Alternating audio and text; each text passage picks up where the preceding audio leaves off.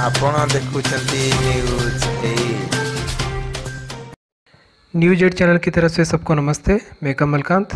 अब आइए खबर सुनते हैं। सुबर्णपुर जिले से सरपंच को कीचड़ भरे रास्ते में चलना पड़ा।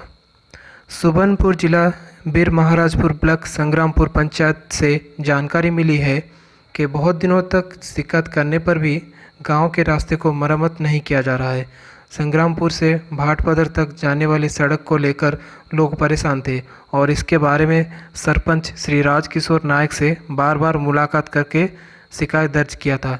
सरपंच ने इस बात की सहमति दी थी कि काम हो जाएगा, पर सरपंच ने इस बात पर ध्यान नहीं दिया, जिसकी वजह से गुस्साए लोगों ने आक्रोश में आकर अपने सरपंच श्री नायक को गांव में आते देखकर पकड़ लिया और 2 किलोमीटर कीचड़ और गड्ढों से भरा गांव के सड़क पर पैदल चलवा कर ले गए।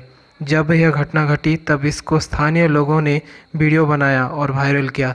सरपंच श्री नायक को इस वीडियो के बारे में पूछे जाने पर उन्होंने कहा कि मैं सड़क का मुआयना करने के लिए गांव में गया था। हालात बिगड़ते देखकर उन्होंने वादा किया है कि सड़क मरम्मत बहुत जल्दी हो जाएगी। धन्यवाद।